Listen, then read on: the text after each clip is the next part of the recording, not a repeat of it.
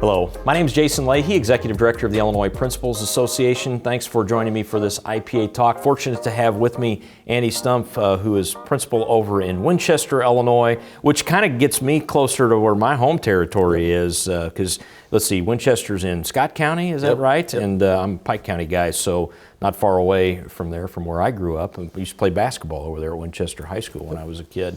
But Andy, in addition to being a school leader over there, was also the 2021 IPA Middle School Principal of the Year. So congratulations again for that, Andy, and welcome. Appreciate you spending a little time with me. Yeah, absolutely. It's an absolute honor to be here. It was an honor to win the award this year, and I can't thank you and the IPA enough for everything you've done for me and for everything you do for school leaders and educators across the state. So I appreciate you having me here. Well, appreciate that. Pleasure, and grateful for you and your leadership. And let's just get into it a little bit, Andy. If you wouldn't mind, just let us know a little bit about yourself, your background, your family, all those kinds of things would be great. Sure. I was actually born in southern Calhoun County. And Brussels is where my family originated from. And used to play basketball there too. Yep. Well, and this is a separate note, but I think this is the final year they'll have sports in Brussels. I think they're actually full co-op. I did the high school this year and the junior high next year, if I'm not mistaken. Full co-op next year, but. Born there and moved to Greene County to Carrollton whenever I was 3, and then went through school and resided there, pretty well the rest of my life. Still reside there today. Went to Monmouth College for a few years and moved away during that time, but then moved back home. And I actually was lucky enough to teach in Carrollton for the first half of my educational career. And then when I moved on to administration, I actually went to where it all started for me, to Brussels. It was my first two years as a principal was at Brussels Junior Senior High School. So.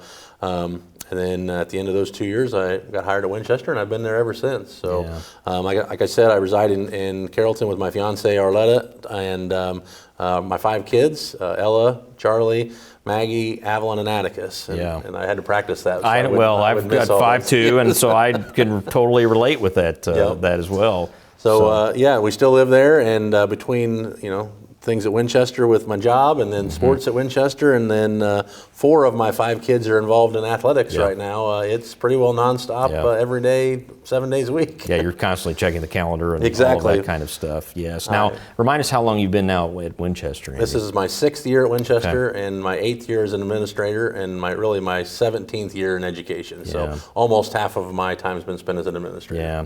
So, when I'm talking to school leaders, particularly as we're having these IPA talks, I'm be remiss if I just didn't ask the question, how's it going for you and your team as you're just dealing with the continuation of the pandemic, and in some ways I think we're dealing with it maybe a little tougher than when it started, just because I think there was hope that maybe we'd be on it by now. But even with that being said, we're still seeing school districts and school leaders doing some pretty terrific work nonetheless. Yeah, so absolutely. I think this year's been the hardest year in my career, absolutely.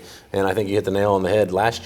Coming into last year, we knew there was going to be changes. The pandemic was fresh.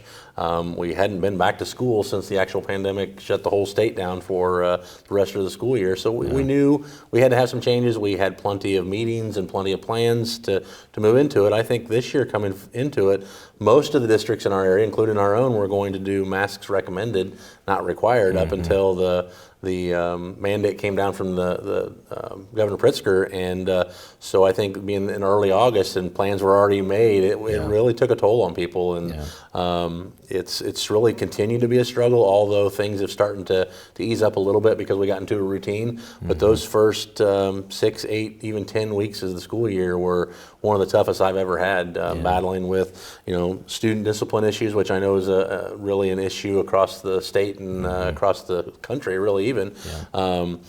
Teacher morale, finding enough teachers to even fill our open positions, and substitute teachers. It's been an absolute struggle this year. I will say things, like I said, it's starting to get into routine a little bit, and things have gotten a little bit better, and I'm very lucky to work with the staff I have, or I think it could be much worse. Yeah, you bet.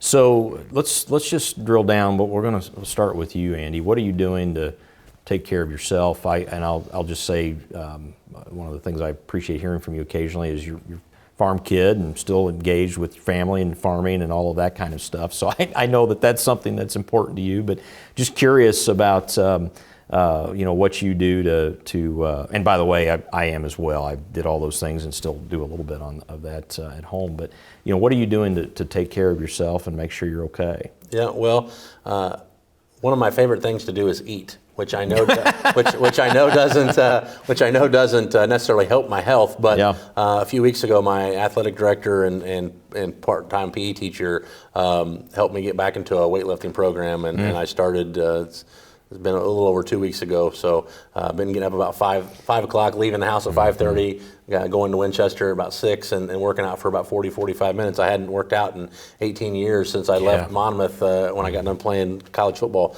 And so those first 5 or 6 days of lifting, there were muscles used that I haven't used for quite a while. A little slower walking down the hall. A little slower walking down the hallway, and I dropped that. Hey, well, can one of you kids grab that for me?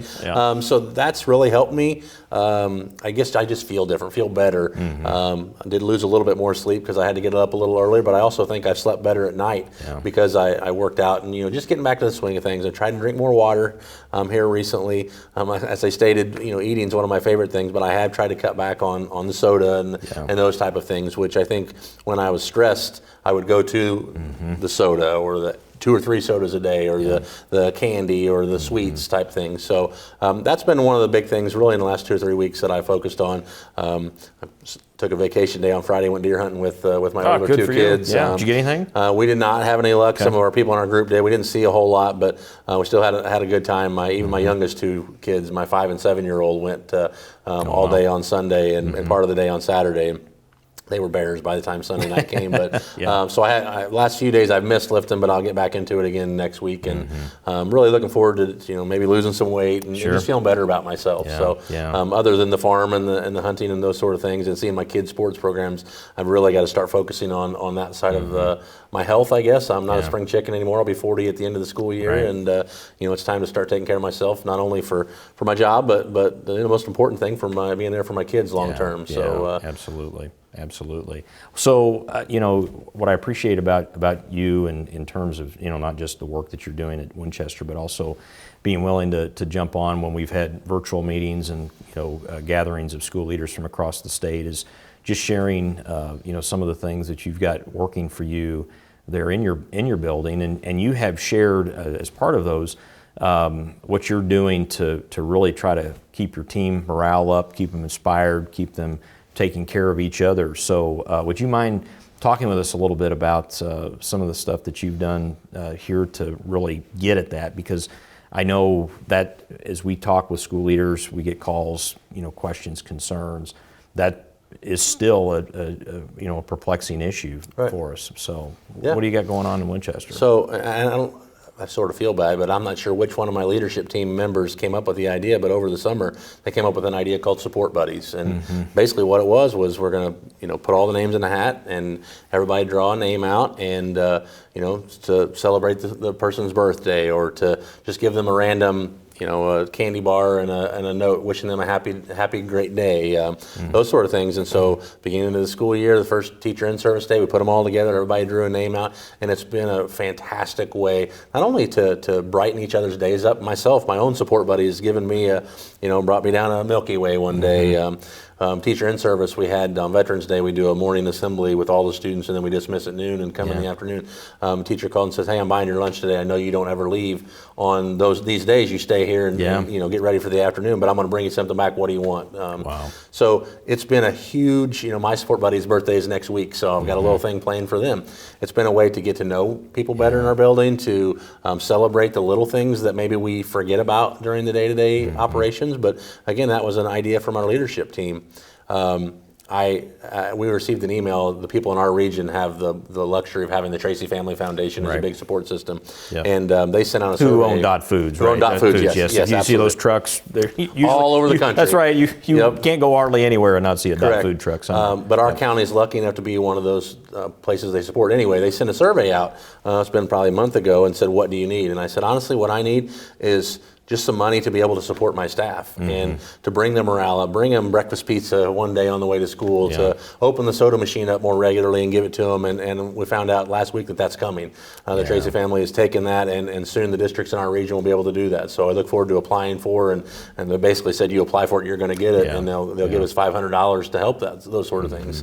I know the districts that don't have the luxury of that are saying, okay, what do I do? There's still a lot of free things you can do. The Support Buddy is very little money. It's very low cost, but it helps bring morale up. Dress down days are one that my teachers absolutely love. I sent an email out Sunday evening and a text out to our PLC leaders and said, hey, let the staff know 2-day work week equals a crazy week for students, equals dress down days. First day was the Stronger Together t-shirts, second day Spirit Wear t-shirts. And little things like that don't cost anything and help build morale up. Dr. Blankenship's very good on, we have 2:15 dismissal on Wednesdays. And he's your superintendent. He's our superintendent, superintendent of Winchester and Bluffs. He does both districts. And but he's very good, and hey, morale's down a little bit. What do you say next Wednesday we let the teachers out at 2:15 when the kids go? It's only an hour, but hey, it doesn't cost us a dime, and it helps build hey, thank you for that hour, I appreciate it. Now half the teachers don't leave, they choose to stay and work, but at least they have that option that they can do it. So there's a few examples of ways of trying to keep teacher morale up. Also student morale, I try to, twice this year so far I've told teachers, hey, on this day from 1 to 2 o'clock, I'm going to take all your kids, all junior high kids, and my special ed coordinator and I and maybe some paraprofessionals will take the kids outside. Teachers, you have this an hour as an extra prep. And that's a little more difficult at the K-5 level, but we try to do those 2 or 3 grade levels at a time. Again, give them a little bit of time, a little bit of break. It didn't cost a dime. Cost me a little bit of extra time, but you know what? It's well worth it to know those teachers can leave on that Friday and they don't have to come in all weekend because their plans are ready for the next week. So that's terrific. That's awesome. Well, and circling back to the Support Buddy concept, Andy, what I love about that is it helps get people into deeper relationships with each other, right? And my guess is when you think about, like, people ask the question, what are the things we're going to keep post the pandemic? And I would guess that might be something that might hang around even beyond that. And for those that have heard me share this example before of an analogy, so I'm sorry about that, but what that makes me think about is podcasts I was listening to where they were talking about wellness research in countries and ask a lot of questions when they're trying to assess that in various countries, but they said it finally came down to the way that people answered 2 questions. They could get a good handle on how healthy people were, when it came to their mental and social emotional wellness. And they said the first one is who's on your list, meaning who out there that you have on your list of people that you can call that that they're going to be there for you when the chips are down, whatever it might be, that you just know you're in deep relationship enough that no matter what time of day or night that you can contact them and they'll be there to help you out. The other one, and I thought this was extremely profound, the second one is whose list are you on?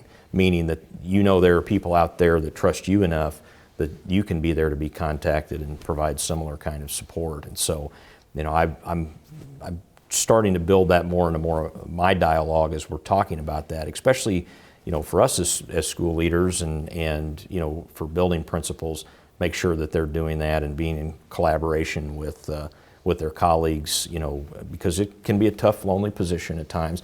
And I know that you've done that within your IPA region and being connected in some of the different opportunities that we've provided. But I want to pivot a little bit. So, as part of being Principal of the Year, we always ask our POYs to come and do one of our Ignite sessions during the conference, which you were kind enough to do. And you totally win the gold star. And we were talking about this before we started recording, but you had a nice slide deck put together. It was terrific, but you went like totally unscripted. So man, props to you for that, because that takes some courage to get up there and just kind of go for it. But you did a terrific job. And it is, for those of you who are curious if you can see it, we do have those recordings on our YouTube channel, so they're out there. But one of the things that you said during your presentation that really struck me was you talked about how, as you were looking at what was going on in the school and you were looking at data and other things, you knew that there were things that you needed to do personally to change yourself, which speaks highly of you, and that takes some guts, obviously, to do that. So Would you mind just sharing a little bit about the context for that and kind of your thought process for that? Because I think that could be encouraging to all of us. Absolutely. So my Ignite speech was on my shared leadership style. Yeah. And I'd be lying if I sat here and said I came up with any of the thought process. And in fact, it took a bump in the road for my school and for myself personally because we were rated in the bottom 10% for a subgroup and were rated underperforming. And so those of you in education understand what I'm talking about. Yep. But for those of you that didn't, our scores weren't high enough in one subgroup. And so part of that process was to create a school improvement plan. And part of that process is when the idea of shared leadership style came to me, and put together a team that you talked about, the people that would do anything for you. I'm very confident in anybody on my school leadership team. I could call them at any time, day or night, and say I need help, and they would come do it. And the same goes, they could call me for that same thing. So it's a team that works really closely together, put hours and hours and hours of our own time in, but because we know that's what's best. So that's what my Ignite speech was about, and that relationship, that shared leadership team has helped me grow not only as an administrator, but as a person. They've helped me, and I don't want to say critical, but they've helped me realize, like, hey, you need to take a step back and look at what we're doing, because this is working, this is not working, and we need to sit back and reevaluate what's going on. And would that be like receiving constructive feedback then, absolutely, and being open to that? So I'll touch on the Brene Brown Dare to Lead training that we went through, and I talked about that in the Ignite speech. It's a great book, and it was also a great training that we went through Julie Bull Consulting and Quincy. Our shared leadership team that went, our original team, we all agreed it was one of the best trainings we ever went through. But that helped us talk about being clear is kind, being unclear is unkind. And that's a part I touched on the Ignite speech, that oftentimes we think people aren't doing what we're asking them to do, but most of the time it's because that I'm not being clear. They think I'm asking them to do this, that's what they're doing. I'm looking at them saying, well, that's not what I asked you to do. Why are you ignoring what I'm telling you to do? The bottom line, they just didn't understand what was going on. And I'm not saying that I'm perfect or even our team's perfect on that, but it's helped us evaluate and say, okay, I need to make sure they know exactly what's expected of them. I want you to do A, B, and C, and I want it done before you leave on Friday. There's no arguing about that. I am clear about my expectations instead of, hey, I'd really like to see you do this. Leave it at that. Well, when does that need to be done? How does that need to be done? Who do you want me to do that with? Those sort of things. So I know I'm getting a little long-winded, which is I love unusual. this, because what it makes me think about is like what seems to cause a lot of conflict, for example, between people, and it could be an employer-employee type of relationship, or just even in a spousal type relationship. But it's miscommunication. I mean, you think about that causes so much conflict. And my wife likes to remind me every once in a while at certain moments about how unexpressed expectations lead to frustration. So if we have expectations and are not doing our part to make sure that we're expressing those, then we're going to be frustrated. But we really should, and that frustration usually gets put on somebody else, but it really should be on us. Absolutely. Because we didn't express what our expectations were to begin with. Absolutely.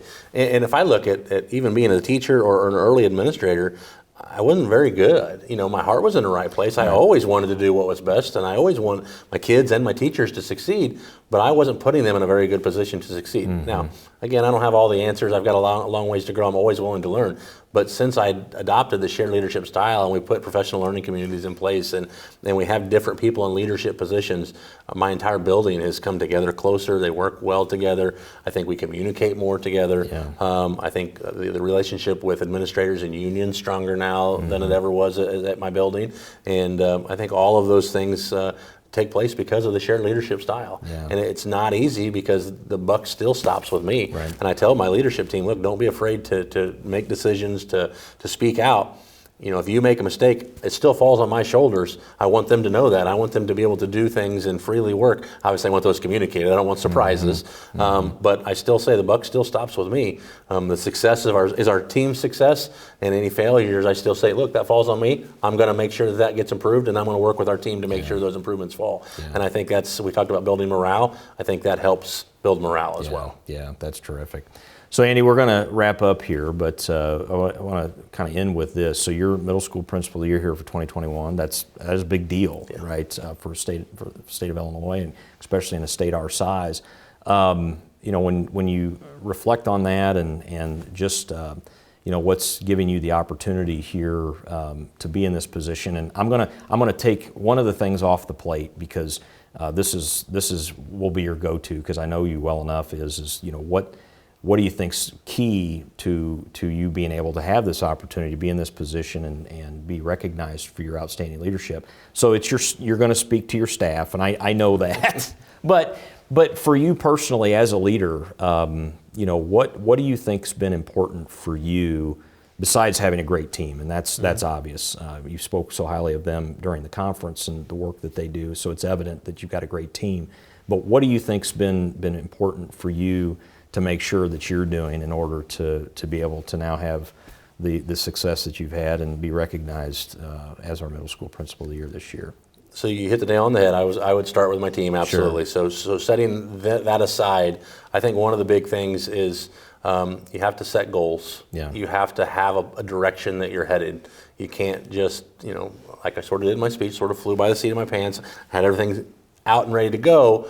But you have to have goals. You have to know what you want to accomplish. I've always been a competitor. I played high school and college football, had a great deal of success, but I never won the state championship. My sisters, my younger sisters that are twins, won multiple state titles in their career, and they like to remind me of that. I'm sure. But I'm sure. I sort of looked at this award as sort of like this was my state championship and my team's state championship, and that wouldn't have happened if it weren't for great people that I worked under or work with, all across the board, from the very first teaching, even the student teaching, to working under principals and superintendents, and learn from their successes, also learn from their mistakes. Hey, I see that you may have made a mistake here. I'm going to not make that same mistake.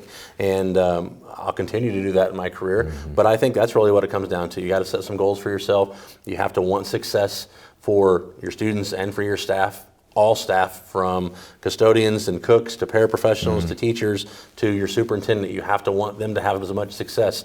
And I really think you have to not necessarily care if you get the spotlight or not. Yeah. I know that's a terrible example with this award, because I've been in the spotlight, but you have to be okay with when you have successes. Hey, it's because of my teachers. Hey, it's because of my school. Hey, it's because of my students. And as I said earlier, when there's things that aren't happening going well, you know what? That falls on me to change. You have to be okay with that, because if you're not going to do things that's best for your students and your staff. And that's really ultimately why I feel I was lucky enough to win this award, was because my priorities are always them first. I want them to succeed, and then a natural positive things happen when you do those sort of things. I think you got to set goals. You got to work together to figure out how to achieve those goals. And I've been very, very blessed to be where I'm at. For my staff, for my region, Two Rivers region, people that I've leaned on a lot over the last couple of years, and obviously my family as well. I have a very supportive family, as you know, with 5 kids and at home, and a support staff at home. All of those things contribute to some success, and I'm very, very blessed to have the success this year. That's great. Well, Andy Stump, thanks for coming in. Thanks for making the trip in, being able to do this in person. I mean, I know Winchester's not that far away from Springfield, but it's still nice for you to be able to do that. Absolutely. So pleasure's all mine. Yeah, you bet. So again, Jason Leahy, Executive Director for IPA, with Andy Stump, our 2021 Middle School Principal of the Year, principal over in Winchester, Illinois. As always, if there's anything that IPA can do for you, don't hesitate to give us a call or check us out on the web at www.ilprincipals.org. Take care.